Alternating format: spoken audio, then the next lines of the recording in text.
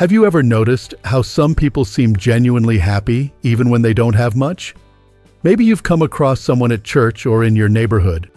Someone who lives in a modest home, doesn't travel much, and doesn't drive a fancy car. Yet every time you talk to them, they seem at peace. They smile with their whole face, they laugh easily, and they radiate something that can't be bought. If you're like most folks in your golden years, you might be wondering how that's even possible.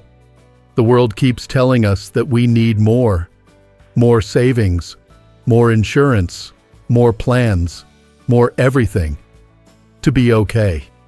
But what if I told you that some of the happiest seniors I've met don't have much money at all? They've figured out something different. And today I want to share that with you. Not from some textbook, but from the wisdom I've gathered sitting at kitchen tables, walking through gardens, and listening to real stories from real people who found peace and joy without a big bank account. This isn't about ignoring your needs or pretending that money doesn't matter. We all need a roof over our heads, food on the table, and health care when we're hurting. But once those basic needs are met, the real happiness, it comes from somewhere else. Let me walk you through what I've learned, one secret at a time. Not all at once, and not in some fancy lecture. Just like we're having a good old-fashioned conversation. Now, let's start where it matters most. There's something I've seen again and again in happy seniors. And it always begins with this. They take care of their health. I know, you've heard it before. But I'm not just talking about checkups and medications. I'm talking about simple daily choices that add up to feeling better in your own body. Take my friend Harold, for example. He's 74 now, lives in a quiet part of Tennessee with his wife. They don't have much, never really did. But Harold has this habit. Every morning, rain or shine, he puts on his sneakers and walks 2 laps around the block. Not because some doctor told him to, but because he loves the sound of the birds, the stretch in his legs, and the feeling of getting the day started right. He doesn't go to a fancy gym. He doesn't follow any complicated diet plans. He just eats home-cooked meals, lots of vegetables, simple grains, and fruit from the little tree in his yard. Drinks water like it's medicine, gets to bed early, keeps stress low. And you know what? He looks 10 years younger than he is. But more importantly, he feels alive. That's the thing about health. When your body feels strong, even in small ways, everything else becomes easier. A good walk can ease your mind. A warm meal can lift your spirit. Rest can restore your hope. You don't need expensive fitness programs or miracle supplements. Just the basics done with love and care. So if you're wondering where to begin, start with your body. Treat it like your best friend. Move it gently. Feed it kindly. Let it rest. Because health is the real gold of old age. But here's what I've noticed too. The happiest seniors aren't just healthy. They're useful. That may sound simple, but think about it. You and I were raised in a time when being useful meant something. We helped neighbors. We raised families. We built things with our hands. We made meals from scratch. Being useful gave us purpose. And purpose, that's what keeps the spirit young. I think about Elaine, a widow in her early 70s. She lives alone in a small apartment in Ohio. Doesn't have much money. But every Thursday morning, she knits little hats for newborn babies at the local hospital. Every Monday, she reads to first graders at the elementary school. I may not have much, she once told me, but I still have something to give. And she's right. Purpose doesn't have to be grand. You don't need to launch a charity or write a book. Maybe it's tending your garden. Maybe it's cooking meals for someone who can't. Maybe it's teaching your grandson how to tie a fishing knot. Or calling that one friend who's going through a hard time. The happiest seniors I know wake up with a reason to get out of bed. Not because they have to, but because they want to. Their lives still matter, and they know it. So ask yourself, what brings me joy? What can I still share? What needs doing that I could help with, even in a small way? Because when you find your reason, life feels full again. You're not just passing time, you're living it. And here's something else I've seen over and over. These joyful folks, they carry something deep in their hearts, gratitude. Not just the polite kind we say at the dinner table, but the kind that changes your whole day. They look around and say thank you. For the sunlight coming through the window, for the warmth of a blanket, for a phone call from a friend. They don't wait for big moments to be grateful. They celebrate the small stuff. There's this gentleman named Frank, lives down in Florida. Not a rich man by any means. He once told me, "I say thank you every time I can tie my own shoes without help." Sounds funny, right? But that's the kind of perspective that makes life sweet. When you're grateful, you stop focusing on what's missing. You start seeing what's there. You stop worrying about what you used to have and start loving what you still get to enjoy. And that shift, well, it changes everything. Gratitude is like a lens. It sharpens the good, softens the hard, and it reminds you that even in a world that moves fast and forgets the elderly, your life still holds beauty. You see, happiness isn't about ignoring your problems. It's about learning to see past them, and gratitude is the key that unlocks that view. So maybe start a little practice. Every evening, just before bed, say 3 things you're thankful for. Out loud, in your mind, or even written in a notebook. They don't have to be big, just real. It'll change how you sleep. It'll change how you wake up. And little by little, it'll change your life. Now, we've talked about caring for your body, finding purpose, and living with gratitude. These are choices, small, daily choices, that don't cost a thing. And yet, they pay you back in joy, peace, and strength. Let's keep going, because there's more to this story. And you know what else makes a difference? The people around you. Now, I'm not just talking about having a big family or knowing a lot of folks. I'm talking about meaningful connections. The kind that lift your heart and make you feel seen, even on the hard days. Because one of the most beautiful truths I've learned is that strong relationships are more valuable than any retirement account. Let me tell you about Mrs. Anderson. She's in her late 70s, lives in a small house just outside St. Louis. Lost her husband over a decade ago. Her income? Modest. But every Sunday, without fail, her kitchen fills with life. Neighbors, her grown kids, even some of the local teens stop by. She makes a pot of stew, simple ingredients, nothing fancy. Yet somehow, there's always enough to go around. She once told me, "I may not have the money to give gifts, but I have time. I have a place for people to gather. I have love to give. And love, sweetheart, multiplies when you give it away."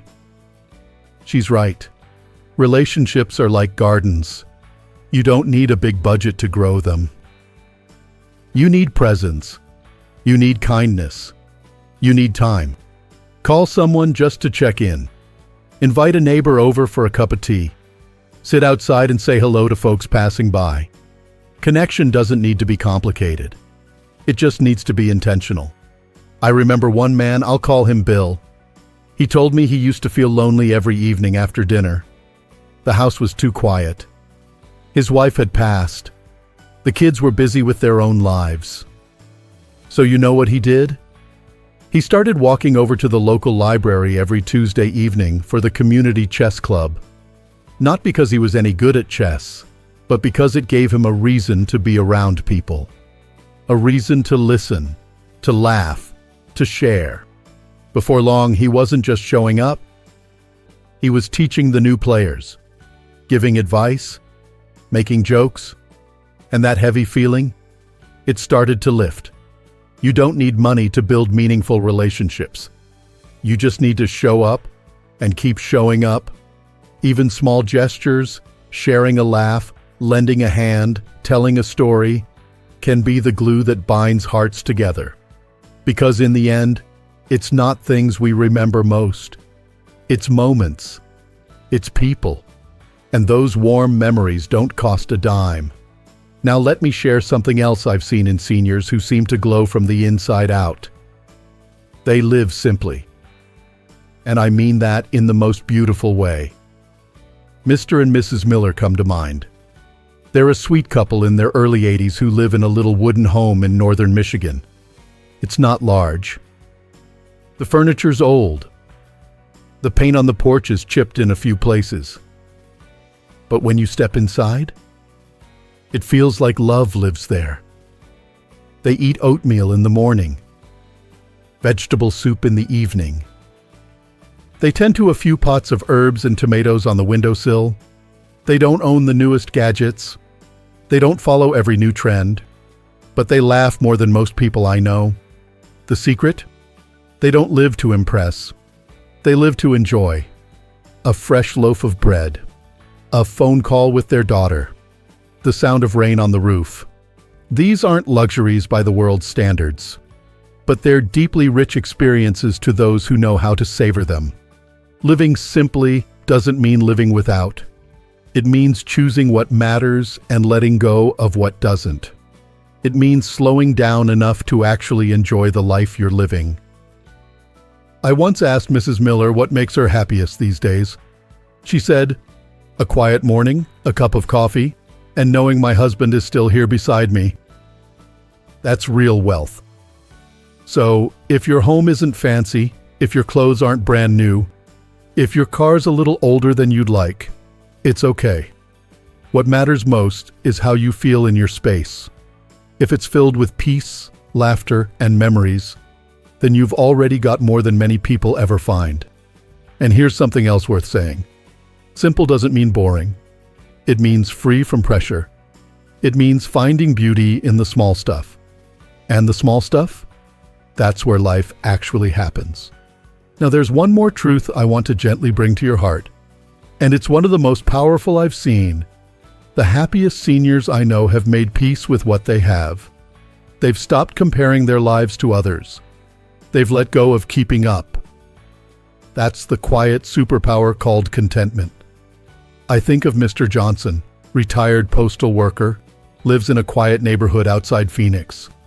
He once told me, "I stopped looking over the fence a long time ago. My grass may not be the greenest, but it's mine, and it's enough." That simple wisdom has stayed with me. Because let's be honest, it's easy to fall into comparison, to see what others have and wonder if we missed out. But comparison is a thief. It steals joy from the present and buries it under what-ifs. Mr. Johnson doesn't scroll through social media. He doesn't worry about what vacations other people take. He waters his plants, talks to his neighbors, sits on his porch at sunset with a good book and a cold drink. And he smiles more than most people I've met. He doesn't have a big retirement account, but he has peace. And that peace came from shifting his gaze from what was missing to what was present. You don't have to stop dreaming, but you can stop chasing. There's a difference. Chasing leaves you tired. Gratitude and contentment leave you full. And when you stop measuring your worth by someone else's ruler, you finally get to enjoy the life that's right in front of you. So take a breath. Look around your home. Think about the people you love, the things you're still able to do, the small joys you still get to feel. That's yours. That's your story. And it's enough. No one gets everything, but everyone gets something. The trick is learning to cherish what's already in your hands. So here we are, my friend, at a place of understanding that goes far beyond bank accounts or retirement plans. We've walked together through the quiet beauty of contentment, the richness of simple living, the treasure of meaningful relationships, the strength of purpose, the foundation of good health, and the transforming power of gratitude. And if you're sitting there now thinking, but my life isn't like that. I want to pause and tell you something important. It's never too late. Not to shift your focus, not to begin again, not to embrace a different kind of wealth. Sometimes the world makes us believe that aging means becoming invisible, that once you've passed a certain number, your worth starts to fade. But let me remind you of a truth no one can take from you. You are still here, and that means your life still holds meaning. You've lived through ups and downs, joy and loss, growth and change. You've loved, built, nurtured, failed, learned, and gotten back up again. That history, that heart, is worth more than gold. I met a woman named Clara not long ago. She's 82, lives alone in a quiet town in Oregon. No children, no partner, and very little money. But when I asked her what keeps her smiling, she said, "I sit by the window every morning with my tea and I say thank you. I thank the sky for showing up again. I thank the tree across the street for not giving up. I thank my old legs for walking me to the kitchen. I may be alone, but I am not lonely." That kind of inner richness doesn't come from a financial planner. It comes from a cultivated spirit, a way of looking at the world that honors every breath as a gift. And maybe that's the real secret behind all of this. Happiness isn't found. It's practiced. Bit by bit, choice by choice. You choose to get outside for a walk, even if your knees ache. You choose to wave to your neighbor, even when you're feeling shy.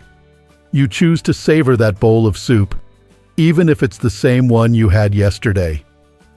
You choose to forgive, to call, to listen, to laugh, because you know time is precious. It's not about pretending life is perfect. It's about seeing the good even in the cracks, especially in the cracks. And I know, for some of you watching, life may feel heavy right now. Maybe you've lost someone. Maybe your body's not what it used to be. Maybe money is tight and you feel like the world is moving on without you. But let me say this clearly. You are not forgotten. Your life still matters. You still have something to give, something to feel, something to enjoy. You are not at the end. You're in a new chapter. And every chapter brings its own kind of beauty. So take heart. If you don't have a big savings account, remember this: you're not alone. Many people are walking the same road. And yet, on that road, there are still wildflowers. There are still sunrises. There are still phone calls that bring a smile, and music that brings back memories, and people who need your stories, your laughter, your presence. You are the living proof that joy isn't about possessions. It's about perspective. You are the reminder that a life well lived doesn't have to be luxurious. It just has to be honest, connected, and full of meaning. So if today you feel a little worried, a little left behind, I hope you take this moment to breathe in some hope. Look around at what you do have: the warm blanket, the quiet morning, the memory of a friend's voice, the strength in your hands, the softness in your heart. Start there. That's your ground. That's your gold. And from that place, build your joy. Not all at once, not with a bang. But like lighting a candle in the dark, one small flame at a time. You are not too old to be happy. You are not too poor to feel rich. You are not too late to live fully. So tell me, in the comments below, what is one thing you're thankful for today? One small habit that brings you peace? One way you found joy, even in the simple life? Share it. Let others hear it. You never know who needs that encouragement right now. And if this video lifted your spirit even a little, I invite you to like it so others can find it too. Subscribe to our channel, Strong Elderly Life, where we celebrate the wisdom, strength, and quiet power of people just like you. You matter here. Your voice belongs here. And we're so glad to have you with us. Until next time, take care of your body. Keep your heart open. Hold on to gratitude like it's your anchor. And remember, you don't need more money to live a rich life, just more meaning. Here's to you. Here's to the life you're living. And here's to making the rest of your years the very best of them. Stay well, stay joyful, and never stop being exactly who you are.